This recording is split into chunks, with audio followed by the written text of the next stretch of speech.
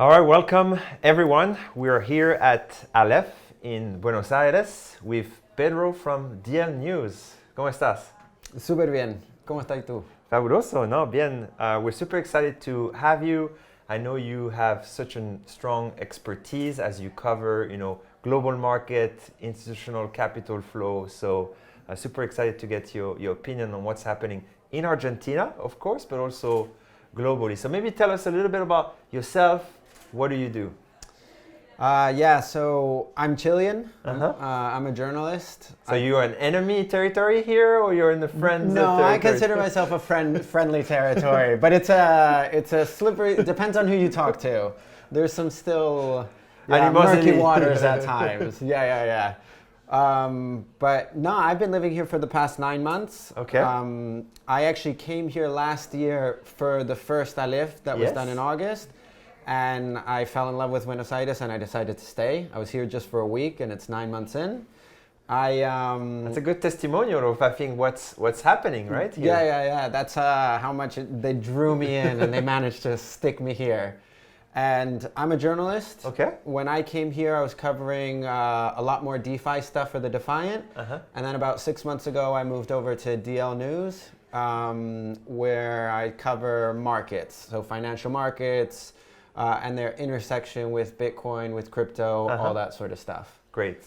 So I think let's talk about your personal story, because I think I understand from just being here for a few days, things started last year to some extent. I mean, the community has been around since 2012, 13, very active. But as far as I think getting together in an organized way, obviously with a physical space, and you end up staying. So for people in Europe, in the States, in Asia that are not familiar with Aleph, but also what's bubbling here in preparation for Dev Connect. Like, how would you describe a little bit your perspective on the Argentinian crypto community as an outsider, a little bit now on the inside? But and I'd say also as like a bit of a skeptic, because I'm not entirely sold on the whole idea of what crypto is doing or what it wants to do. I think it's been a little bit co-opted, not necessarily here in Argentina, but worldwide a little bit. But what I do think that is really exciting about Argentina is that there is this sort of sense that there's a turning point right now. And it's either now or never. So either you pivotal moment. Yeah. Either you shift gears, which is what I think people at Aleph and Crecimiento are trying to do, or you stutter and sputter out of control, and that's not the end of it. But I feel like there's that sort of opportunity now that people here are trying to really, really make the most of. And why is now is the moment? Like, maybe what was missing before? Like, out of the stars just align now as a country to embrace? I would say that Milei is definitely like one of the biggest triggers. So, do we like? Do we don't like? Obviously from an outsider, like living in the States, we have, I would say, a political friendship, with Trump at super high level generally. There's also the infamous Libra story. So, like, for someone who is not obviously maybe following Milei as far as maybe crypto point of view, regulation, like, are we in a friendly environment here with Milei behind the helm when it comes to crypto? Like, maybe break it down for us. When it comes to crypto, yes. I'd say anything private sector is pretty happy with what Milei is doing. I'd say technologically focused, they're quite happy with what he's doing. He has shown himself to be open to these kind of new ideas, this kind of ecosystem.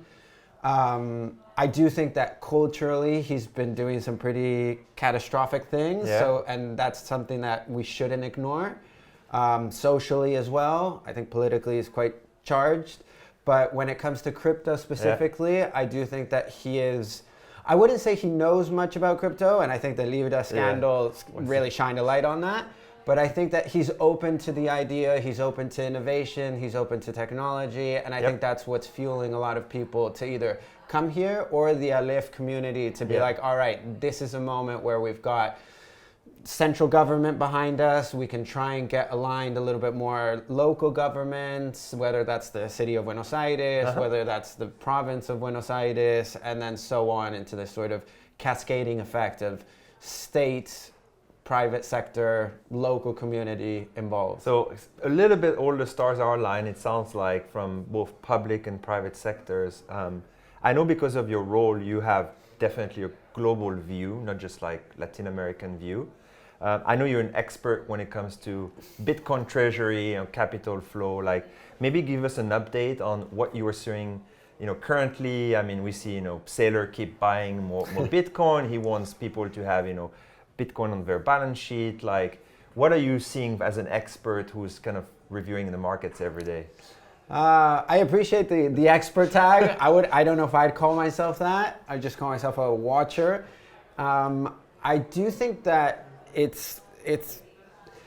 there's a odd sort of tension happening right now, I think, in the Bitcoin space, which is it was initially an alternative financial system, and now it's getting sort of meshed together and intertwined with the traditional financial system.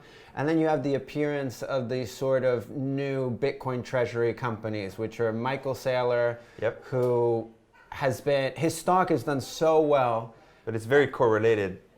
The stock has been, it's very correlated both to Bitcoin and to the strategy that he's been doing.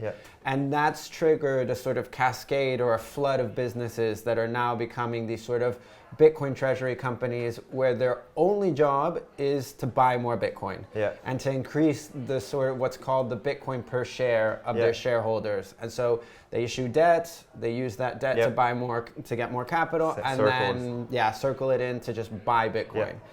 And are you seeing other companies that are doing that? Obviously, Saylor and is at the forefront of that, but in other countries, even in the States, Argentina, do you see many companies having the same strategy, maybe to a lesser degree, potentially? To a lesser degree, yeah. So you've got, for the typical one is Metaplanet, that's a Japanese company. Then in the US, you've got 21 that just came out. You've got Strive Asset Management, which is by Vivek Ramaswamy. I hope I didn't butcher his name. Then you've got Nakamoto Inc. from David Bailey. So he's the chairman of Bitcoin Magazine, and they just raised or are raising $700 million just to buy more Bitcoin. Trump Media came out saying yesterday they were raising $2.5 billion to buy more Bitcoin. And it's a crazy trend. It's a crazy thing to see. It's a bit alarming because we don't know entirely what this means. There's a lot of unknowns. So, how this is going to, because it's one thing for one company to do it, but then for dozens and dozens and dozens of companies to do it, it's a bit of, there's a lot of people that are sort of waiting cautiously for what's going to happen. You've got short sellers that are also targeting the sort of spread between the stock price and how much their Bitcoin is worth. And so there's money to be made, they'll find. There's money to be made, There's money to be made everywhere. So it's interesting. It's a very interesting moment. We're watching a new trend literally emerge, a new type of company literally emerge. Do you see any of this happening also in Latin America? Because most of these companies are, outside of LATAM. You're talking about politics being one of the elements that's supportive of crypto. Do you see the private sector, like some large conglomerate, whether it's Argentinian or Brazil or other that are? Brazil is another one that's been, I don't remember the name of the exact company, but just a week or two ago, a Brazilian company came out saying that they were going to mirror Michael's strategy and they were going to, or Michael Saylor's strategy, and they were going to start their own Bitcoin treasury company. I haven't seen anything in Argentina. I haven't seen anything in Chile. The other big ones would be Colombia, and I still haven't seen anything there. But I guess they're just sort of waiting and seeing. There's probably conversations. If it's worth exploring. Yeah, there's probably conversations happening behind closed doors, but there's still been no announcements or anything like that. At least that I've seen. Got it. Now, if we think about, we're here at Aleph, Crecimiento. We're super excited that, there's a big movement happening, like you were saying, like it's now or never. Ethereum Foundation announced that DevConnect obviously will be there in Buenos Aires in November. Dune with our own conference, DuneCon, also same week. If you have maybe some of your peers, like journalists, watcher, observer, that are from other countries that says should I be coming? What should they expect from coming here in November? What's exciting, what's to watch, maybe a couple of tips for them who might be considering traveling here later this year. I would recommend everybody come to Buenos Aires, that's for sure. I call it the capital of an empire that never existed. So it's an interesting metaphor. Why is that? Because it's got the sort of the European architecture, so like Paris sort of vibe. Then it's got something to do with Istanbul, and so it's got that sort of intersection of different. Yeah, it's got that sort of imperialist vibe to it. If you talk to anybody who's from Buenos Aires, like a porteño, he's going to say that he is the king of the world or the queen of the world and won't have anything to say about anything else. And then it's got the sort of chaotic sort of vibe of, say, Bangkok or New York or something like that. And I mean, Argentina was meant to be an economic powerhouse. It had all the resources to do it, and unfortunately that didn't come to be. So it's got that sort of yearning to be an empire, even though it never made it there. I would say, I guess, bring cash. I would say just be open to what an experience like Buenos Aires is like. Within the week that you're here, you might have to live through an inflation, like prices spiking from Monday to Wednesday or to Friday. That's still a thing, even though it's slowed down considerably. Yeah, the coffee that I used to get that used to cost me $2,000 last week now cost me $2,200 across the street from one week to the other. And yeah, just get excited. It's a great place. The community is really excited. I think there's a lot of interesting stuff that's happening. For the people that don't know, there's Aleph Hub, which is a 1,500 square meter co-working spot. That's beautiful space, like private room, amphitheater for panels, for talk, recording studio here, great atmosphere, good vibes. Amazing builders so far that we have met for the last days, so. And I mean, Argentina's been building for the past since nearly the Bitcoin emerged. So I mean, you can chat to people that have built up billion-dollar companies. You can chat to people that have created really wild stuff, and people who are like excited to keep the momentum going and keep everything up and running.